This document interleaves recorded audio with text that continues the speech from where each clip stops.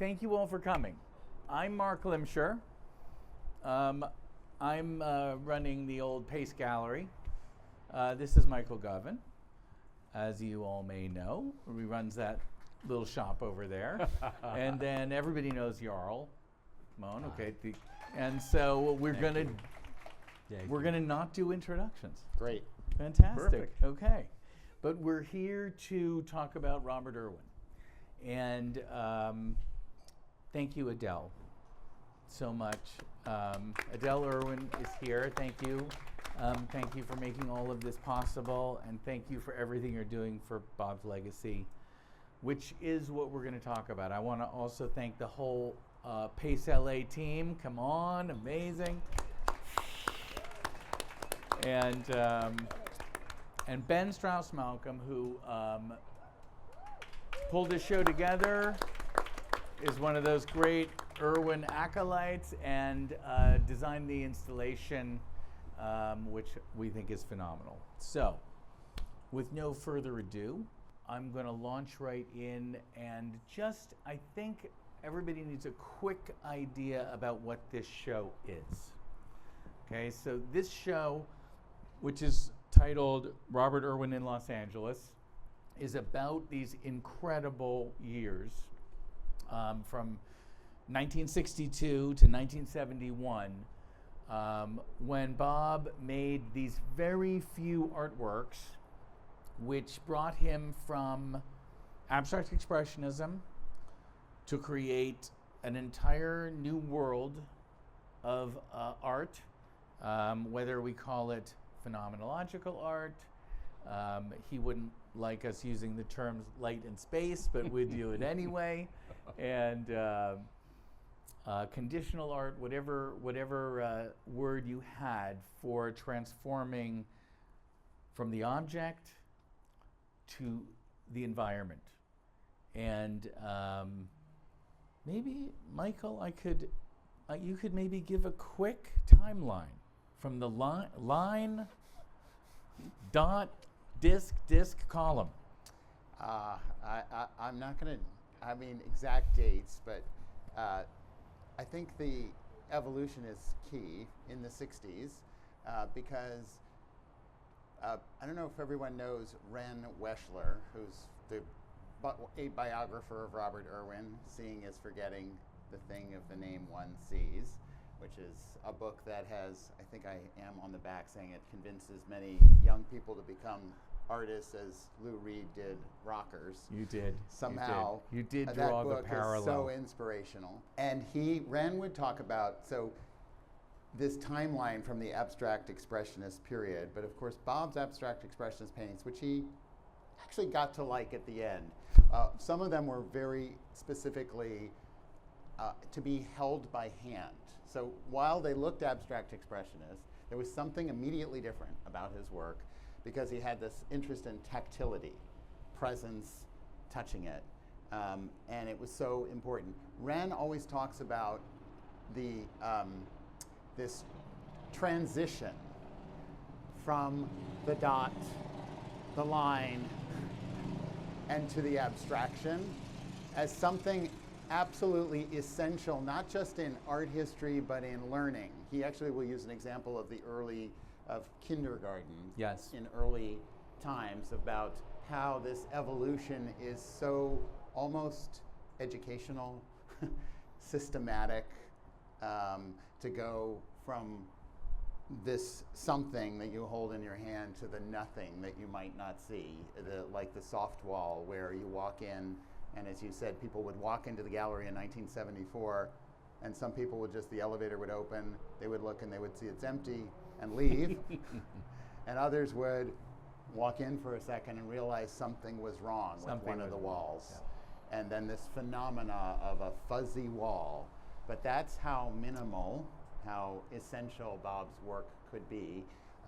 When people come to LACMA, a lot of them don't even know unless they read that the Garden of Primal Palm Garden, which is what Bob titled it, is his work of art. We also have a light work. It's called Miracle Mile. it's on view. But this primal garden, he said, may I tell that story? Yeah, tell just the to story. LACMA, Tell and then the we story. can go on. Just we can talk about the past and working with him over many, many, many years. But since it's about LA, he had come to LACMA once when they built the 80s buildings. He says he walked up the stairs, looked at it. These are his words. It was so ugly that if he thought, if that's what they think of aesthetics, I'm leaving. Walked out and never returned until I invited him back when I took over and said, Bob, you got to help me out here a little. He told me that story. And he said, and he came back 2 weeks later and he pulled out of his back pocket a series of photographs, laid them out on the table, and they were all palm trees, palms. And he said, you know, I've never really used palm trees, but it seems like this is the place, LA. And he just described this one moment that tells you everything about the palm tree and the stalk of the palm, the trunk. And he said, you know that silvery stalk, how it holds the sunset and the light. And that's the thing about the palm tree. And they've been around as long as cockroaches, like forever. And they'll be there forever. So this is both primal and futuristic. And that's how we got the palm garden. And he returned to LA after not working in Los Angeles really since this period. Right. So then we've just framed a whole epoch. Exactly. So I'm just going to give you guys, so when you go in and see the show, a quick kind of brief. So as Michael was saying, Bob was an abstract expressionist. As I remember Chuck Close said, well, everybody just was making de Koonings. There was this moment in time in the late 50s where basically you were an art student, you were making a de Kooning. And people were trying to figure out where to go from there. And what you will see is that Bob reduced the painting first to these series of lines. He would refer to art as having a Rorschachability quotient, and you know what you could look at and what you could see, and what had the least Rorschachability quotient to him was the line, and it started to liberate him from the whole process of art making. Of course, abstract expressionism was liberating us from the image. It was liberating us from, you know, the experience of seeing something through a magic window, and instead of having this emotional experience right in front of you, this set the scene for the next liberation of art. So after the line paintings, which started in 1962, Bob developed this crazy idea of making dot paintings. And these paintings are on curved stretchers, and they're made up of a tiny grid of dots of contrasting colors. And the effect of this is to create an aura that starts to fade off towards the edge. And this is very important, you'll see, is this place, the edge of the painting. And the complementary colors canceled each other out was the idea, right? You go up close and you have color, you step back. And Might you he just say have how foam. long it took him to make one of these paintings? Yes, let's say how long it took wait, him to make. I mean, I mean, you cannot take, underestimate. I yeah. think he would report that it would take him months and months working 12, 15-hour days. Yeah. Endless time, handmade. That's just worth seeing when you go in. There are just behold. There are about a dozen intensity of them. There are about and a the dozen labor. Of them. Yeah, exactly. to Behold. dematerialize the art. Yes. And Cancel it all out. And then, you know, he did away with the square edge of the canvas and turned those dot paintings into a circle. And obviously what's happening is we're starting to lose where the art is an object. The great quote that Michael mentioned before, seeing is forgetting the name of the thing you saw. When I was a kid, Bob used to, at the dining room table, he would hold up a fork and he'd say, "What is this?" And I'd say, "It's a fork." And he'd say, "No, wrong. You weren't looking at it." And when you look at a fork, you don't look at it. you miss it entirely. Everything it's made of, your brain immediately goes away from and just goes to a word in your head, fork. And his intention was that we should see. And that really was the mission. And so the edge of the painting, and you can see the second set of discs, which were not dot paintings or not these hazy paintings, but were these plexiglass objects. It's starting to merge with the room. And the last thing, of course, that you see is the column, which he never wanted you to see as a sculpture. It's just completely warping the space of the room around you. It's creating a new environment. And after that point, Bob Rest is history. went up and started making just environments. We, the original column, I think the first column is actually in LACMA's collection. We showed it recently in an exhibition of light and space. Light and space. Don't use those words. Artists hate labels. Right.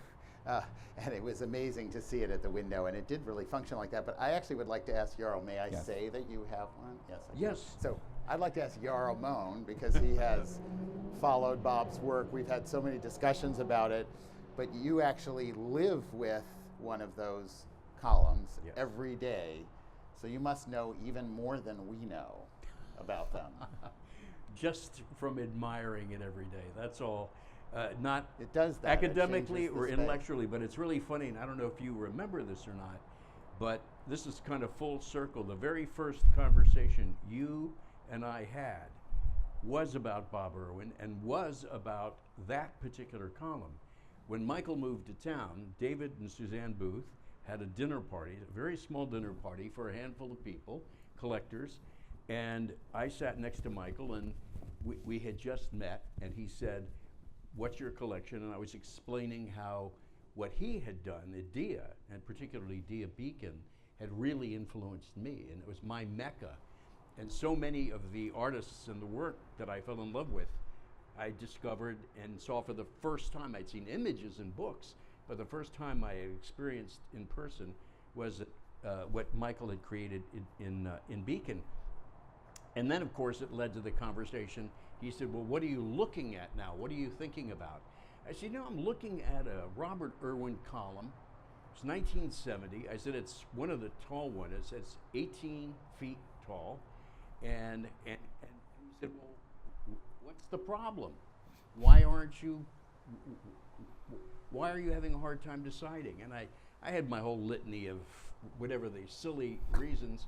Michael does 5 minutes, never having seen my collection, but just having heard the description, why it was so important for me to get this thing for my collection.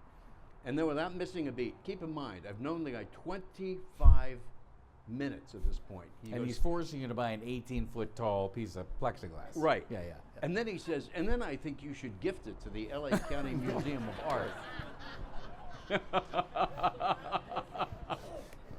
And Why thus not? began our friendship.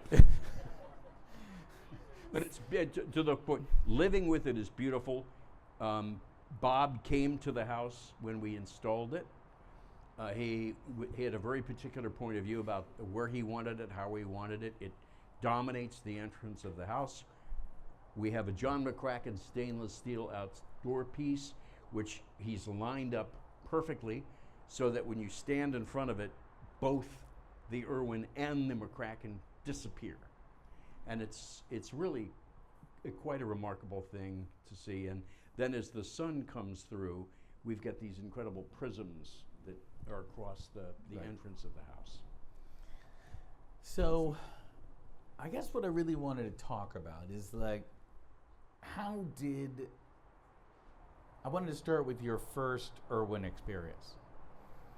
How did that change the way you thought about art? How did that impact you? Because this is the story of this guy. The story we're trying to tell here is that, art really got a license to do something far beyond its traditional purview through Bob's work. And you can study that, and you can learn about the impact, but I'm interested in the impact that it had on each of you guys. And what was your first Irwin experience? What did it do to you? How did it change the way you think about art? Had you met him before the purchasing of the column, or was that when you? Yes, yes. you had, right? So my two experiences. It's actually not the first time I Okay. saw his work, because I don't think my eye was as sophisticated as it should have been, and I don't think I was as attuned to what he was doing as I was later as I became educated.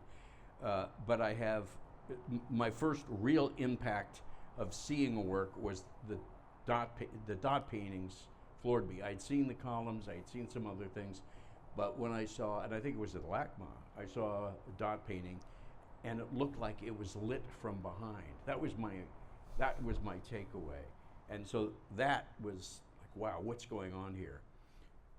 The other experience was just a personal experience with Irwin, and when I met him the very first time, Mocha had a gala, and we had bought a table, and they asked, would you be willing to have an artist sit at the table with you? I said, oh my God, I'd love that. Are you kidding? That'd be sure. They said, what do you think about Robert Irwin? I said, oh, that's fantastic. I'd love that. Perfect. They obviously know what I like. And so he comes, he sits down, we start talking. He asks, what do you collect? I said, I've been collecting minimalism, but now I've become interested. I know, light and space. I'm sorry. It's okay. It's okay. We're going with Light it and tonight. space. And Irwin says to me, well, what do you have of mine? To which I said, there's a backstory here, because Pace is involved in this. I said, right now I don't have anything. And Irwin says, well, what kind of collection is that? And I said, well, I'm a little innocent here, because I actually was looking at a work. Pace had sent me a disc that was available, and I looked at it, and I was madly in love with it, and I wanted to buy the disc. I was crazy for it, and it also came with 3 pages of instructions. And I'm going through my house going, where the hell can I put this thing? And I looked everywhere, and there was nowhere I could place it. It was impossible to do it, to meet the specifications. Right. So at this dinner, I turned to him and I said, well, there's a reason I don't have one of your works. I was trying to buy a disc from Pace, and the instructions were too complex and required too much space, and I didn't have it. And he said, well, there are no instructions. And I said, well, yeah, there are. And he said, there are no instructions. And I said, no, it's 3 pages. And then he put the silverware down, and he said, Jarl, he said, I know collectors that have these discs up with no lighting, and they look beautiful, and there are no instructions. So I ended up, a couple of years later, seeing another one for sale, buying it, having the right to pay 2x what these guys wanted for it. Found out later it was exactly the same piece. The same piece. When you can't sell it, raise the price. So, Sorry. the greater fool theory. Lesson, I'm sell the art without instructions. Yeah, it's all, yeah. So I buy it, I get it installed, we've got the lights up and everything. Years go by, I buy the column, the 18-foot column. Bob is at the house supervising. We don't have the disc, actually don't have the disc up yet. I said, hey, I want to show you the instructions. He goes, there are no instructions. I said, I know it's not official, I know they're not yours, but I just want you to know I'm not making this up. So. Okay. Well, I wish my father was here, okay, since he wrote those instructions. And in fact, They cost me a lot of money. yeah, I know. I'm sorry, okay? I take no responsibility. I'm innocent, okay? You will see in here a lit disc and an unlit disc. And if you hang around, we'll pull the plug out on this one so you can see it unlit.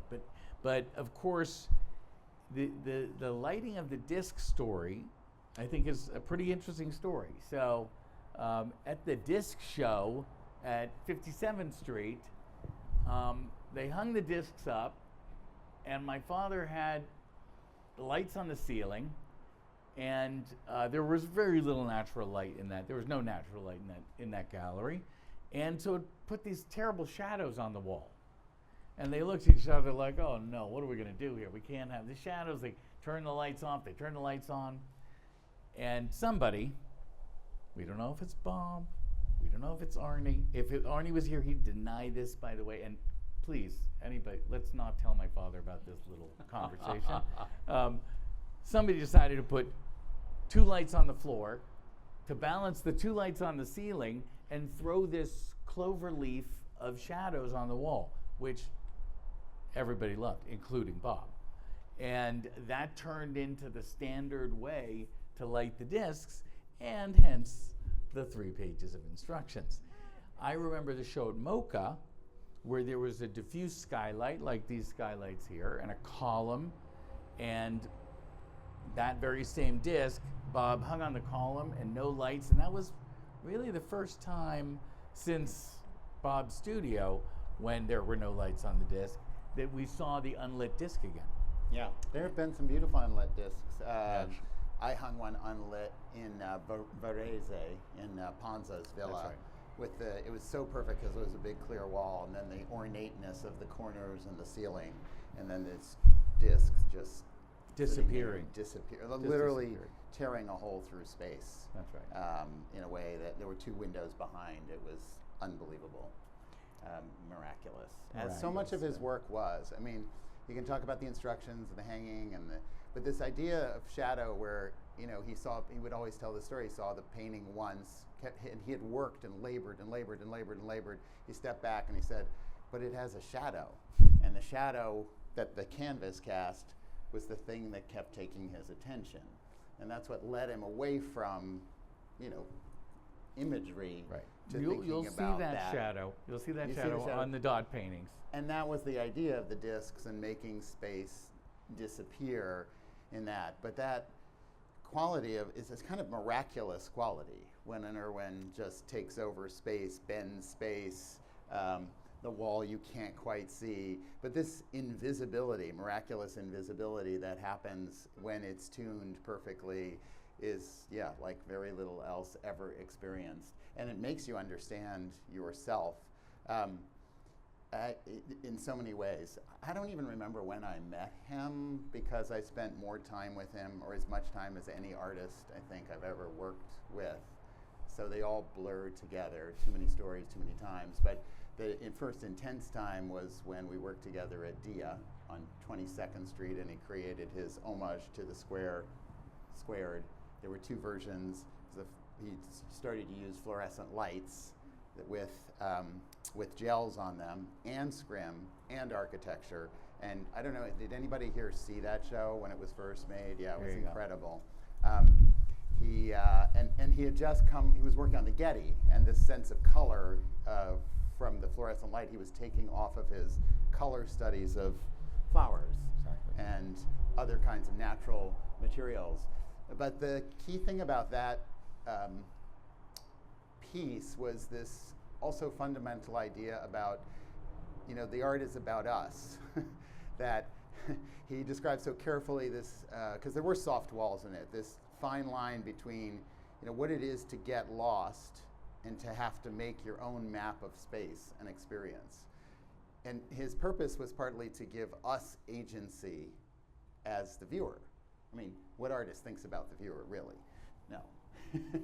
It's about the painting or the artwork sometimes. I'm teasing. But this aspect that everything he was thinking about was, he was playing with the viewer's perception. And this fine line about that and somehow finding yourself, finding your own agency, making choice. And then he did it again very specifically. I could tell story after story about working with him. He was the architect of Dia Beacon. It was a long, complex process, very intense. Tears shed, all kinds of things. It was crazy and wonderful. But if you move it have an been inch to there, the left. Every architect who looked at the space at Dia Beacon it was a factory. It was 2 buildings together, and then a third in the back that was built, different light conditions. But it had this beautiful light, the north light. I won't go into that that's why I love the building. And everybody wanted to go against the symmetry. And Bob he saw the 2 buildings, he saw it was symmetrical, and he said, yes, we're going to come in right on the wall between the 2 buildings. I mean, the exact opposite. No place, no one else would do that. They would center it here, come across. And this way, the second you come to the museum, you have a choice. Left or Go right, or go left. this side or that side. It's one of the most essential things. And it's not like, yeah, there are things with 2 doors, but it's set up, and you go through a dark space, you have 2 doors, and then you have a choice again after you come through a low dark space before you enter this magnificent space. And in that choice is everything about making a decision and then changing your experience because you made that decision to see and to make a choice, and so it's your experience. And the whole building is designed based on that. The edges in brick so that you can feel the edges and see the edges. The most magnificent thing is the factory windows. We always have an issue, or if the windows are closed in, you feel closed in a museum. If they're too clear, are they competing with the art? He played with that in San Diego, but he made 4 sections of clear panes within the obscure panes, so you had flickering gestures of the outside.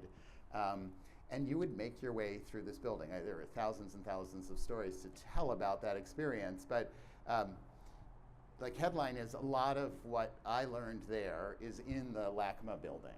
I'll let you figure that out over time, but there's so much about Bob and working with him and learning from him that is, version 2 here about trying to literally empower and give agency to viewers. So more on that later, but I have to say there were lesson after lesson after lesson after lesson from Bob that shaped so many things, and that influence, I think, goes on through artists, through people like us who spend time with him. You asked the question initially about impact, Yep. and one of the things back to his work, and just rereading Wexler in preparation, for this, it read so differently to me this time than the first time I read it, and it made me realize what Irwin, how he influenced me on the installation of his work, and not so much others, to some extent, but his. When I saw, there have been certain installations, we were talking about unlit versus lit. The first time I saw the acrylic work with that band, I think was San Diego. I think it was downtown near the train station, and I don't think it was lit, and I think there was a skylight, if I'm not mistaken, above it.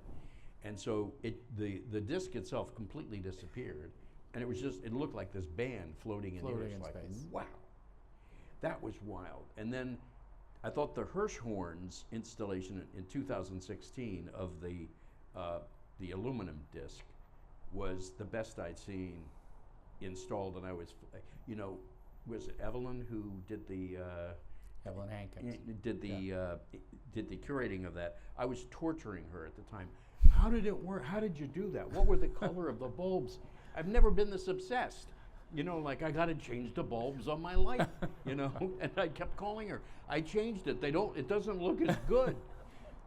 It was making me crazy, and I thought the best installation I'd seen of a dot painting was at LACMA, and I've never reacted that way to work where I really was thinking that much about it, and I think it was one of the things that Irwin did to me in terms of paying attention.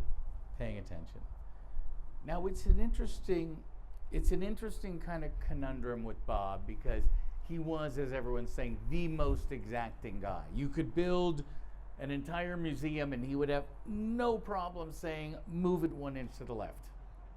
Or it's not. He also built our gallery on 25th Street, and the exacting nature was legendary.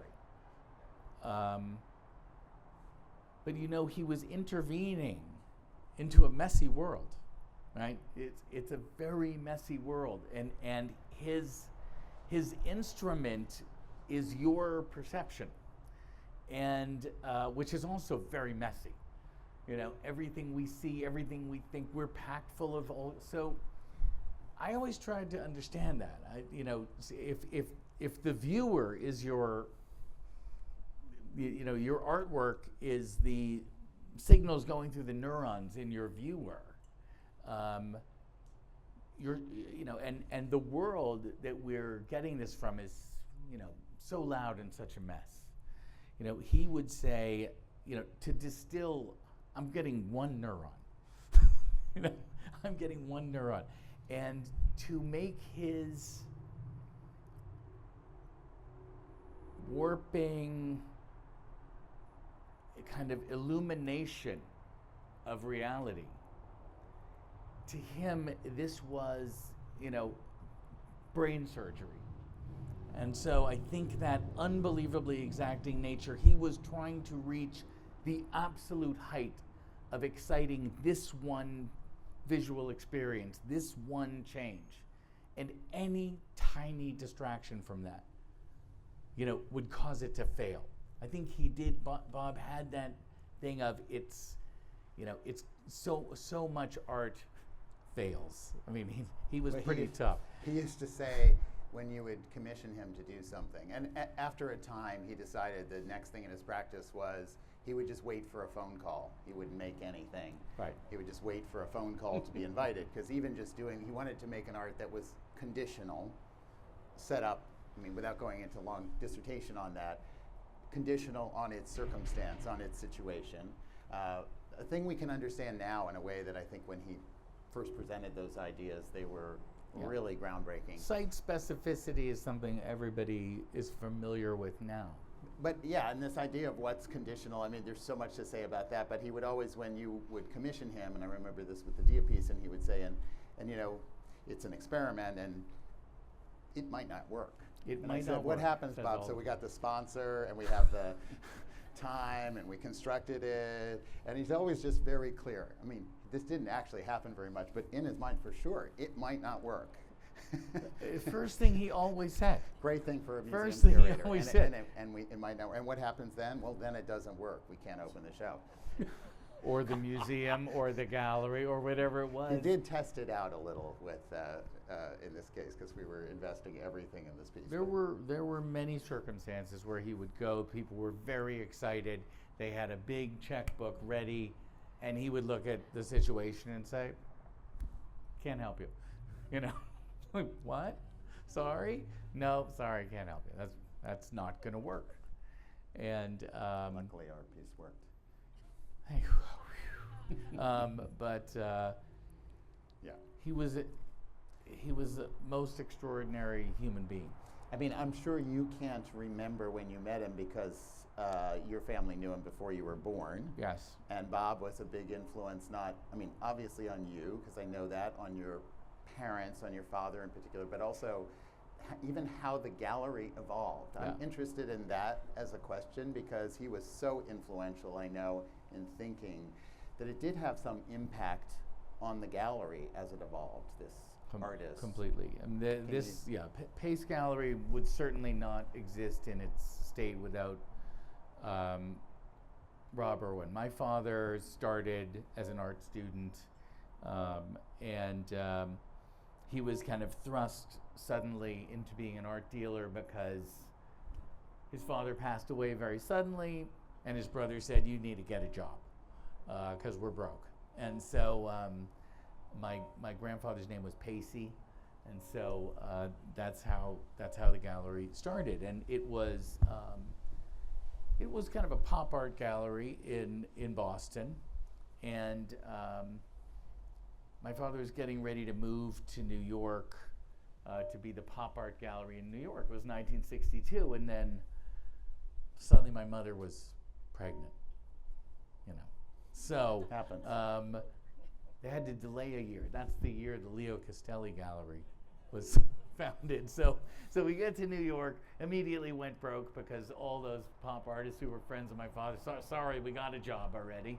And you know, Larry Bell took him out to California, and my father met Bob in 1965.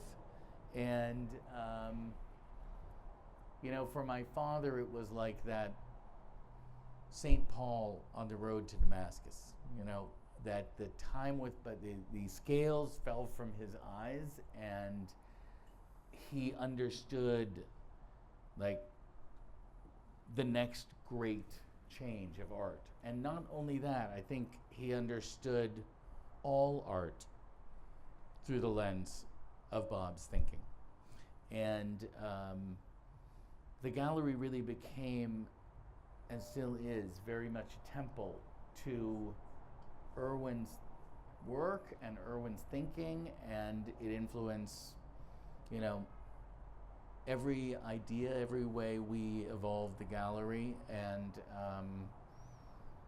it certainly does to this day. He definitely was, you know, the father, you know, of Pace Gallery, and my father would say, taught him everything he knew to understand what art was.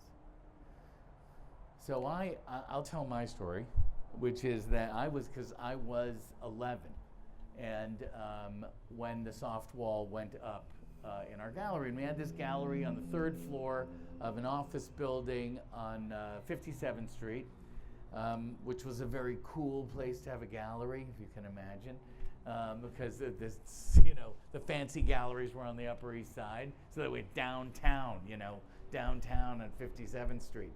This was in the 60s, and 1968 we opened that space, and my mother, so I was 11 years old, my mother brought me upstairs, and the elevator doors would open, and it was a room, not much bigger than the side room there was the whole gallery, and she said, and I said, where's the exhibition? She said, you're in the exhibition. I'm going to go into your father's office and I'm going to leave you alone to look at it. And I was 11 years old. I thought I was pretty cool because I knew so much about art. So I got very uncomfortable. Like, what is the test here? There's no show. It's like, this was even too much for me. And at 11 years old, I'm standing there alone. The gallery's not open yet. And I was hoping Bob was going to show up, because Bob was a great uncle. I mean, whenever he'd see you, he'd hit you really hard in the stomach. He was that, hey kids, and we'd be, like that. And but I would have been happy for that at that moment. And I have a very strong memory of, just like Michael said, of suddenly something was off in that room. Something was wrong, and I couldn't identify it. And I think that moment was the moment that Bob was looking for, where suddenly you have a very strong perception that you can't locate. And rapidly after that, it became clear to you that one wall of the 3 walls of the gallery was out of focus. And that changed everything. The minute that you realized something, you located this anomaly. And then you walk up to the wall and you could just see that the last 24 inches of the room were behind a white scrim. A scrim that had been perfectly, flawlessly adhered to the ceiling, walls, and floor. Now, by the way, this meant there was no molding on the walls or anything like that, which was actually a very new thing in the art world. Galleries had molding on the walls and plants. Every gallery had a plant in it back in the day. I mean, that white cube thing, this was pretty much like one of the very first was this space, and it had been designed by I.M. Pei, who was kind of out of work because all these people had gotten killed in Boston from the Prudential building falling apart, and so my father gave I.M. a job because he really needed one. No, so that's not really true. That's family mythology. It was pretty good, and it was this perfect white cube designed by I.M. Pei, and it hit my 11-year-old brain like a bomb, that anyone could have the audacity to create this experience. An experience that was at the same time entirely opening up a new world with almost nothing, just like a breath. No, nothing ornate, nothing decorated, nothing explosive. Like everything you will see in there is being reduced down to the last breath necessary to kind of open your mind to everything. And for a long time after that, I could not look at a paint. I couldn't look at a Rembrandt or any picture of stuff seemed to me absurd. Why do they even still have this stuff around? Why are they hanging these things? And I went on a whole campaign, 11 years old, that none of that was art. My mother said, "No, that's still art." But that imprinted on me. Yeah. That Well, it's imprinted on interesting me. because the white cube that we know it was really artist-driven, the perfect white cube. Absolutely. It was Irwin who required it. It was famous because at Castelli Gallery, Dan Flavin was working with light, and of course you saw every mistake on the wall in raking light, right. which usually you would get rid of before the opening, the raking light. That was the work light, and of course his work was that. So it is interesting that this thing we take for granted is a lot of artist-driven. It's artist-driven in its origin. It's worth saying. It's one note about the show is it brings together Robert Irwin and James Turrell, who designed this space. It was Irwin who identified Turrell as a young, promising artist in LACMA's Art and Technology project, and suggested that this would be an interesting young artist to bring into the program. They worked together with Ed Wirtz, which is a story we won't. It's too long a story. You can read it in the book, and it goes on and continues. But I think that Ed idea, Wirtz, a NASA scientist, great yes, NASA scientist. they worked together, who was influential on both of their careers deeply until the end of his life there and their continued work. But Turrell made an interesting, clean gallery here for other artists, and so I find it interesting because they did sort of go apart for a while. It brings up an interesting thought to me, the fact that he mentioned, Turrell to you at that particular point of time, and it brings to mind a story where I was in San Diego, or in La Jolla, having hamburgers with Irwin, and trying to engage him in a conversation about art and other artists. And at the time, I actually had a number of conversations with him. For a period of time, I was the chairman of the ACLU of Southern California, and Bob wanted to talk about social justice. He wanted to talk about civil liberties. He was very focused on that, and every time, which is wonderful, and I love talking about those things, but I wanted to talk about art, and he didn't want to talk to me about art. And then later, years later, this is what the last time that we had hamburgers in La Jolla, I was CEO of NPR, and he wanted to talk about politics, and he wanted to talk about public radio, and he wanted to talk about journalism, and I wanted to talk about art, and I couldn't. And I remember, so I'm desperately trying to get onto the subject, and Bob is desperately trying to get away from the subject onto these other things of import. And I remember saying to him, and one of the questions I used to like asking everybody was, and Turrell was one, I asked James a long time ago, this is well before Pacific Standard Time, who do you think was really overlooked from that era? And he mentioned Mary Corse, who's here. Where's Mary? I think I saw her over there. Mary.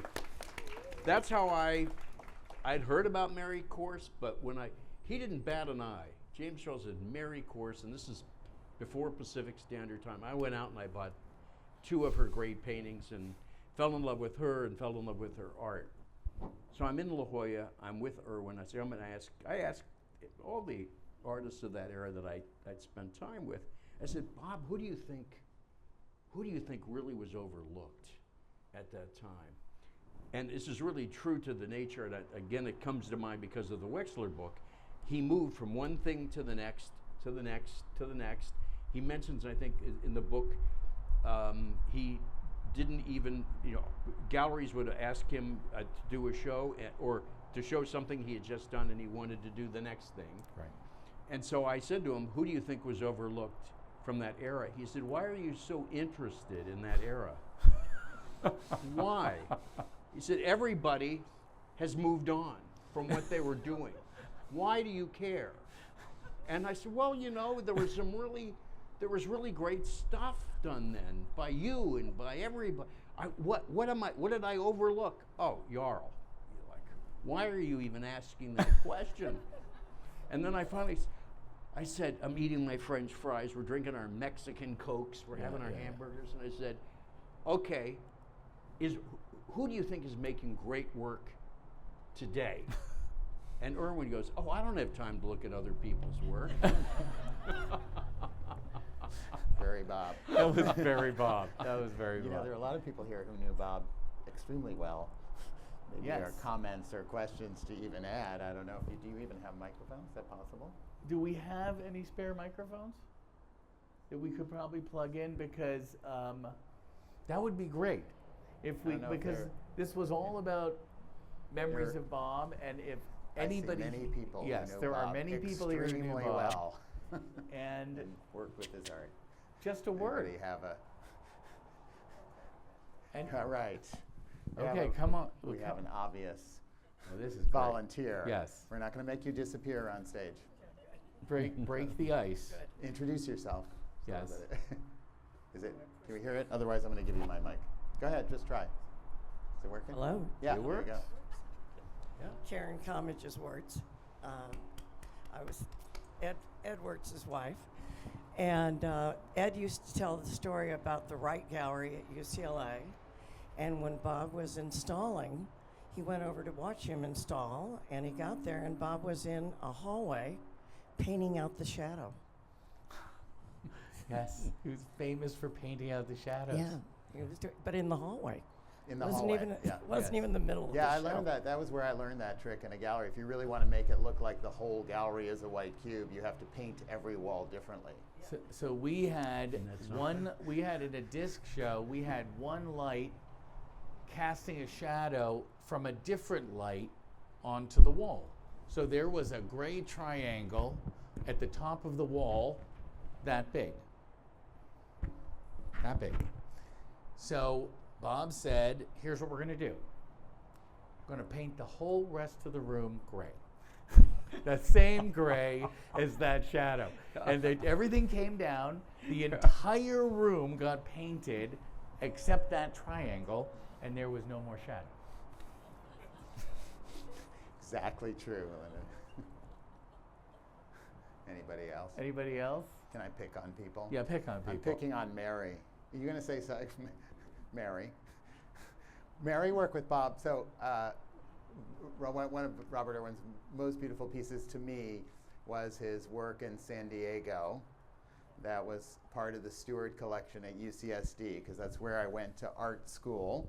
And I would walk through the eucalyptus grove to the underneath this incredible floating blue-purple chain link made of this rubberized colored chain link on these polished or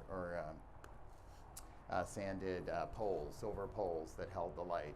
It was one of the most extraordinary, it's still there. Still It's there. quite in good shape. But Mary, you worked with him for a bit of time on that project. Hold on, here comes the mic, Mary. Yeah. And introduce yourself. Hi, I'm Mary Beebe, the director Woo! of the Stewart Collection, and before that I was the director of the Portland Center for Visual Arts in Portland, Oregon. And we got Bob to come.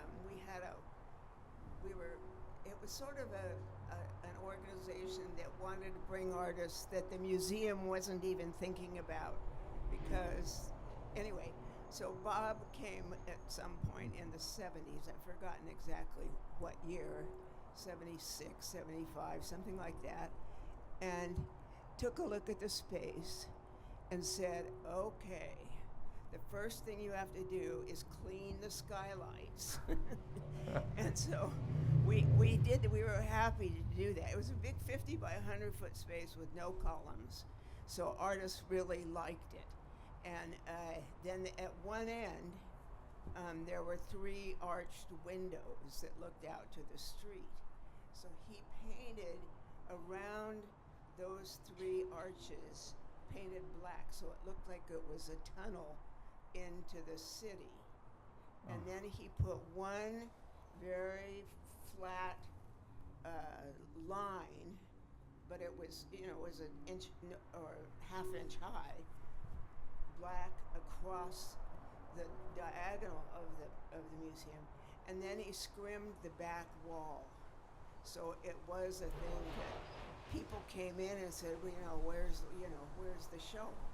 And we had students from Reed College, Portland State, Lewis and Clark, and I don't know, anyway, who would sit at the desk, and they learned a great deal about this whole business from Bob. And so when I came to the Stewart collection, and the sun god, Nikki de Saint-Phal, had already been selected as the first work, and so my first job was to see to that rising. And I thought, I really, Bob was living in San Diego at the time, so of course we got in touch, and I said, I think it'd be really great if you do the next work, because it's so different from Nikki. And it was much, sort of more contemporary, but also you can make arguments that whatever you want about its relation to the sun or the movement and the shadows. It's an amazing work, I think. And again, I think it's one of the big things about the Stewart collection is that it's at a university. And so the student population, is constantly changing. And I think that, artists or people, students who come, experience these things over time. And at first they'll probably say, oh my God, what is this blue fence? What is it? And then over time, it changes their perception. The work itself changes the time of day and where the sun is and the rain and whatever the weather is. But it's a really one of the reasons I like the Stewart collection is because I say it's not about answers, it's about questions. And we're not decorating the campus in a cosmetic way. We're trying to provide these kinds of experiences. So anyway, and Bob and I became great friends. So, well, and it's worth noting that's one of the great works people can see. So one of the costs of conditional art, and I know everyone has it, is that a lot of Bob's work doesn't exist in physical space anymore. I mean, you can go drive by Cedars, you can see a beautiful light piece. That's right. You can go to San Diego, you can see Dia Beacon, you can go over to Jarl's house, all are invited to see the column. No, actually, you can see a column here. We'll make popcorn.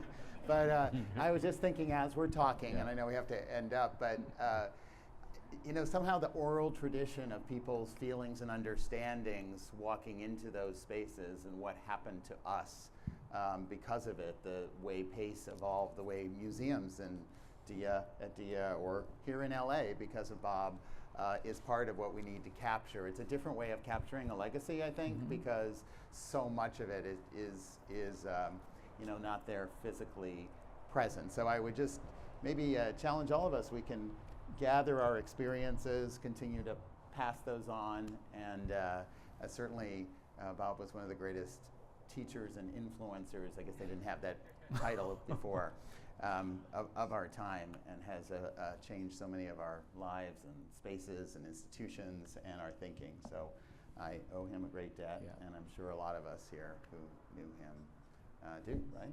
Absolutely. He opened the door for so many great artists. There are artists working today, young artists, that may not even know that they're walking through the door that Bob opened. He's really open, yeah. And we're hoping with this show that here in the homeland of Robert Irwin and where this entire idea about art making was born, and other great artists like Larry Bell, who were right there at the forefront with him, and all the amazing all the amazing artists, the great Dia artists, all the great artists in the landscape, from Terrell to Michael Heiser to Walter De Maria to Nancy Holt, and you know, an incredible tradition that really started here, and we hope that that will keep this incredible history alive, and that everyone will remember to, you know, if this is the very beginning of Bob Irwin, everybody put on your list to get to Marfa,